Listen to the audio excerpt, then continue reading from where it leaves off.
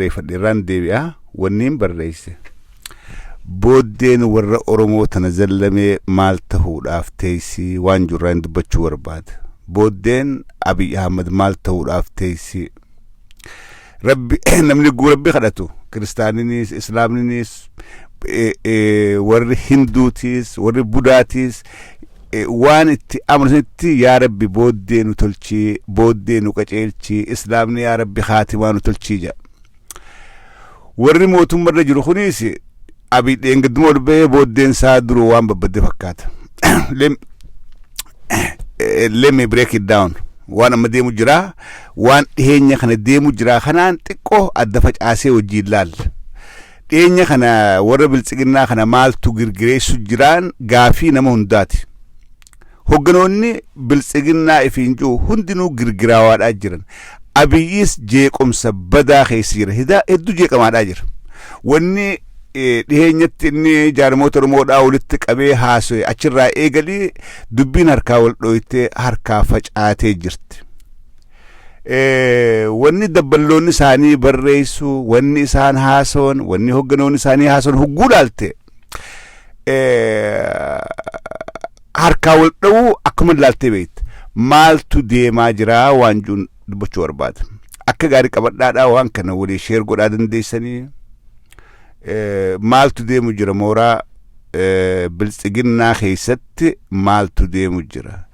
Itoophiyaa kara Maqalee kanaan maaltu deemu jira hariiroon Abiy amma kara Eertiraa deddeebi'uun maali Isaayyaas Itoophiyaa maaliif dhufe sigalee miraaznummaan Abiy Isaayyaas ammatti yaamee baasu kun hoo maaliifi qabsoon Oromoodhaa hoo garam jirti eessarra jirti waan kanaan keessa deemee dubbadha soomana afaan soomanaatiin mana biraa furaa deeqa saa sadii faatu hafee waan keenya biraa dubbisu akka gaarii dhageeffadha jara keenya Itoophiyaa keessatti bombiin xamadanii kaayan TPLF gadhiisuudhaaf deeman bombii hidhanii deeman warri TPLF warri Tigraay bombii san gallakkisuudhaaf deeman waan san jarri akka karaa joorfaadhaan dubbatamtu akka joor harkaa baatu akka joor waan san keessa galu kadhii barbaadan jarri TPLF jarri wantaa jarri biltsiginnaadha dheengadda lola warra alaa Itoophiyaa dha'u wajjii warra dhaabbachuudhaaf deemuu ja'a Abiyyiin warri alaa Itoophiyaa dha'uudhaaf deemu eenyu Tigraay biyya alaati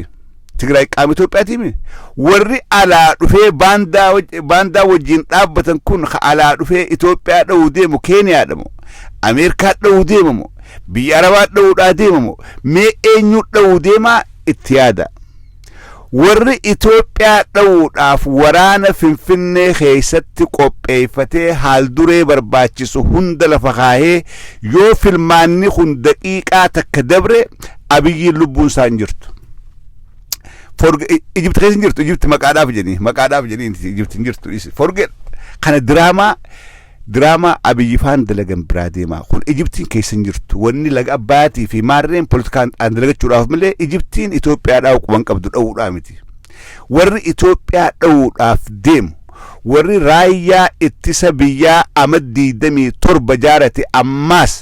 harka 80 ol harkaa qabu TPLF dhugaa kana Oromoon hubachuudha qabdi dhugaa kana akka gaariitti hubadha laal siyaasaan confuse isin godhin siyaasaa warri biltsiginnaa deemuun tun isin harkaa wal hin dhayin waraana Itoophiyaadhaa raayyaan niin qabajee Abiy dubbatu kana amad 27 warri irratti invest godhee jaarate akka isaanii mijaa'utti ijoollee san guddifate TPLF beekadha waraana Itoophiyaan qabdurraa walakkaadhaa ol arra Tigraay jira walakkaan Itoophiyaa taan keessatti hafe naannoo Finfinneetii fi kaampota biraa keessatti hafe ammallee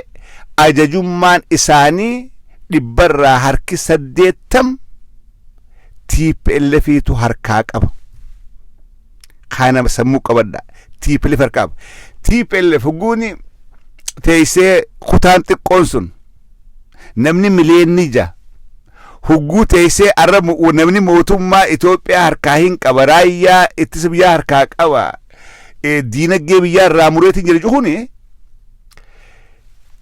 karaa san ol garagalee afaaniin dubbachuu hin danda'u Abiy. Meelaalaa sodaa Abiy qabu guwaa'ee Tigraay gaafiin kaate sodaa inni qabu baaraga inni qabu laala. Meeshaa amata 27 Tigraay keessatti kuufachaadhaa turan waraana raayyaa amata 27 ifiif jaaratanii magaalaa Finfinneedhaa keessa waraanni jiru waraanni Finfinnee eegu shakkameeti Abiy waraana Eertiraa naqatee beeta mangistii fi marsee eegaadhaa jira. Maaliif waraanni Finfinnee eegu jiru waraana TPLF ajajjuu jechuudha.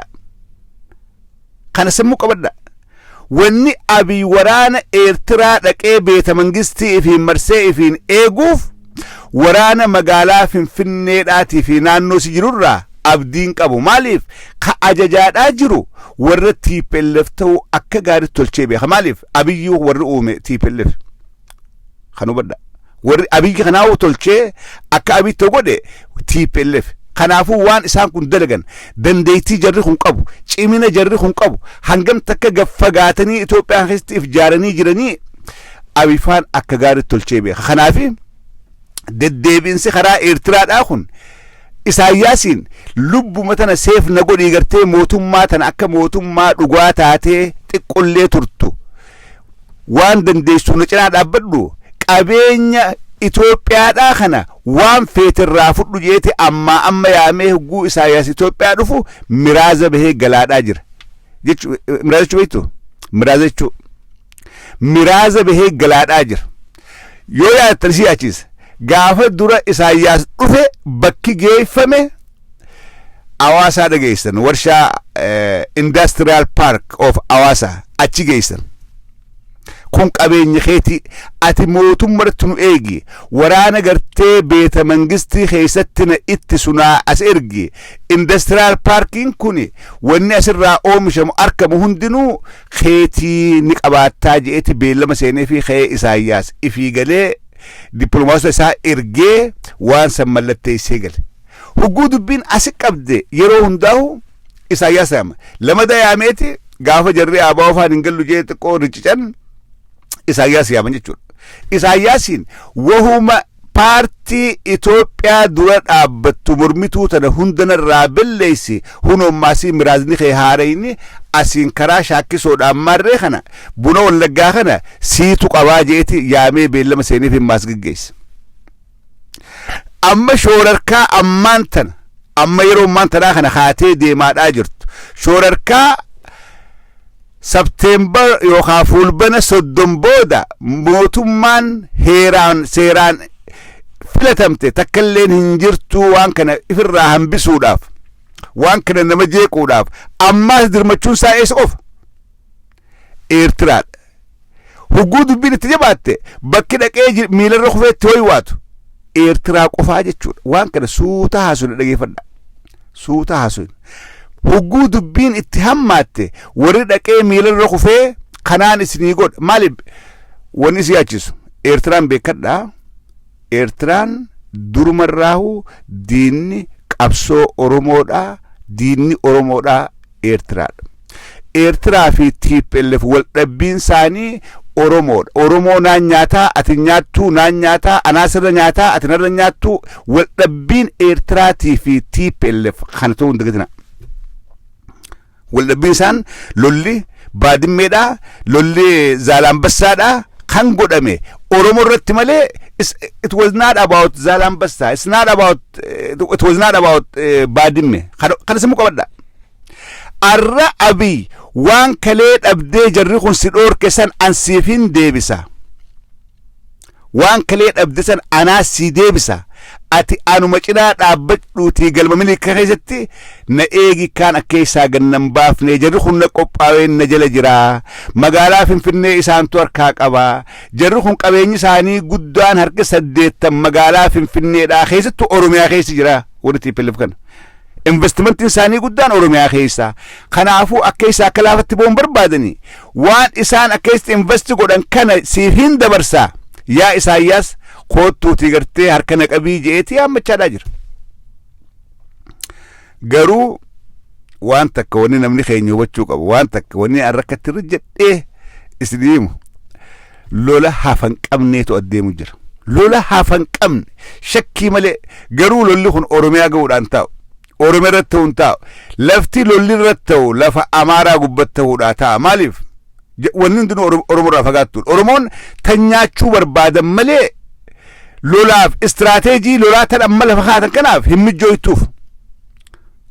dubbii sigalee istirateejii lolaa tan amma lafa kaatan tanaaf yoo gartee gaanurratti gad impoortii godhan malee kanaaf hin mijjaa'uuf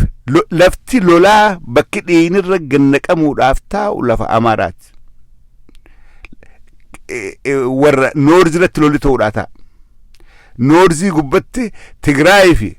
Amaara Tigraay fi Eertiraa lollichitti eegaleeti achi dhumuudhaaf ta'a lafti irra wal nyaachuu jiran garuu lafa Oromoodhaati qabeenya Oromooti qabeenya warra kibbaa kanaa jechuudha warra saawuzernis warra silaabii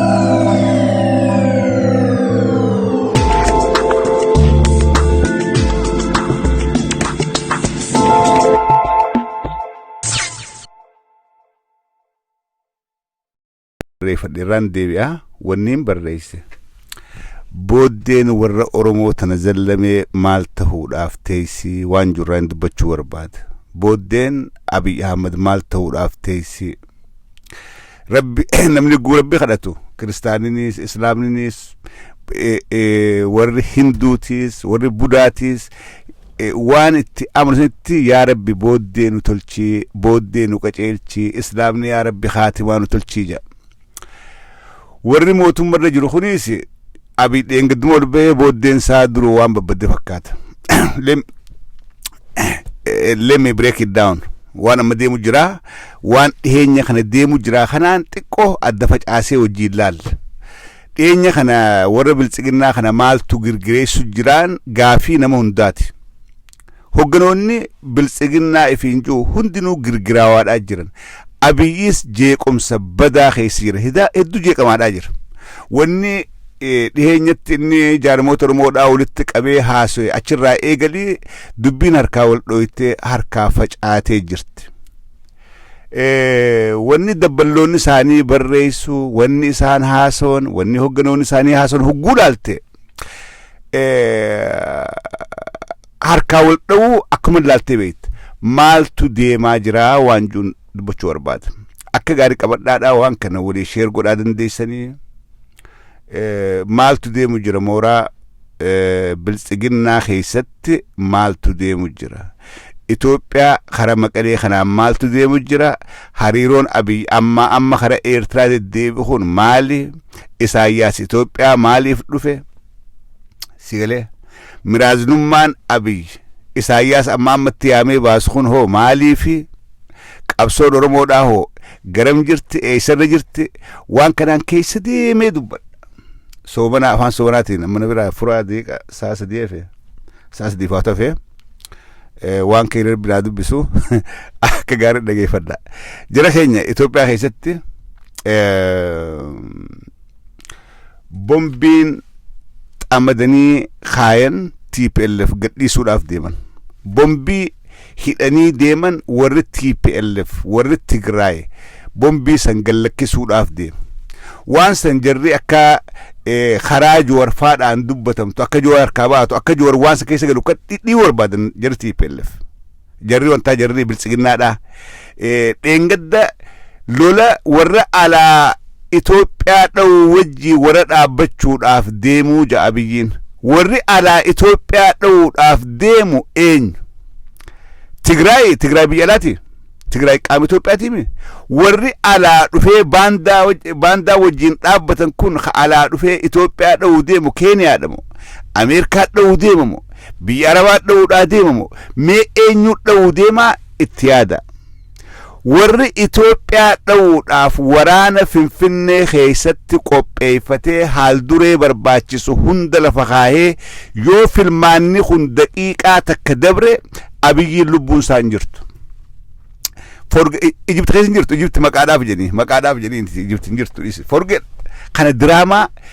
diraamaa abiyyifaan dalagan biraa deemaa kun Ijiptiin keessan jirtu wanni laga abbaatii fi maarreen poolitikaan dalagachuudhaaf malee Ijiptiin Itoophiyaadhaa quban qabdu dha'uudhaa miti warri Itoophiyaa dha'uudhaaf deemu warri raayyaa ittisa biyyaa amadii 27 jaarate ammaas harka 80 ol harkaa qabu TPLF dhugaa kana Oromoon hubachuudha qabdi dhugaa kana akka gaariitti hubadha laal siyaasaan confuse isin godhin siyaasaa warri bilchiqnaa deemuun tun isin harkaa wal hin dhayin waraana Itoophiyaadhaa raayyaan niin qabajee abi dubbatu kana amadii 27 warri irratti invest godhee jaarate akka isaanii mijaa'utti ijoollee san guddifate TPLF beekadha waraana Itoophiyaan qabdurraa walakkaadhaa ol arra Tigraay jira walakkaan Itoophiyaa taan keessatti hafe naannoo Finfinneetii fi kaampota biraa keessatti hafe ammallee ajajummaan isaanii dhibbarraa harki 80 TPLFiitu harkaa qaba kana sammuu qabadha TPLF harkaa qaba TPLF huguuni teessee kutaan xiqqoon sun namni miliyeenni ja hugguu teessee arra namni mootummaa Itoophiyaa harkaa hin qaba raayyaa ittisa biyyaa harkaa qaba diinagdee biyyaa irraa mureetiin jira jechuun karaa san ol garagalee afaaniin dubbachuu hin danda'u abiy meelaalaa sodaa abiy qabu hugguu waa'ee Tigraay gaafiin kaate sodaa inni qabu baaraga inni qabu laala meeshaa amata 27 Tigraay keessatti kuufachaadhaa turan waraana raayyaa amata 27 ifiif jaaratanii magaalaa Finfinneedhaa keessa waraanni jiru waraanni Finfinnee eegu shakkameeti abiy waraana Eertiraa naqatee beeta mangistii fi marsee eegaadhaa jira maaliif waraanni Finfinnee eegu jiru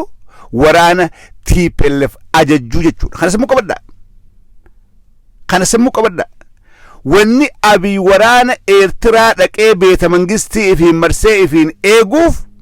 waraana magaalaa Finfinneedhaatii fi naannoo si jirurraa abdiin qabu maaliif ka ajajaadhaa jiru warra TPLF ta'uu akka gaariitti tolchee beeka maaliif abiyyuu warri uume TPLF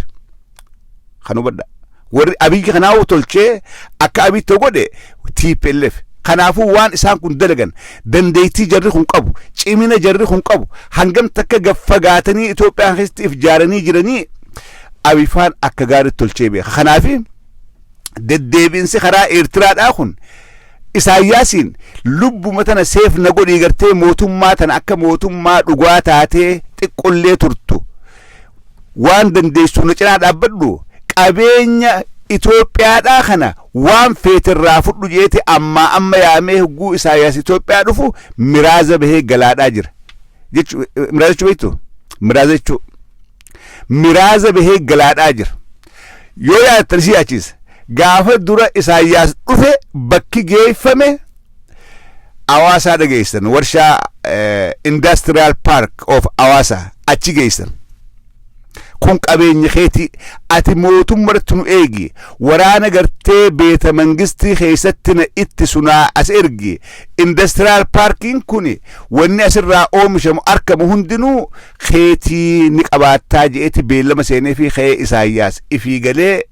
diplomaasota isaa ergee waan san mallatteessee gale hugguu dubbiin asi qabde yeroo hundaa'u Isaayyaas yaama lama dayaameeti gaafa jarri abaa ofaan hin gallu jee xiqqoo riccican Isaayyaas yaaman jechuudha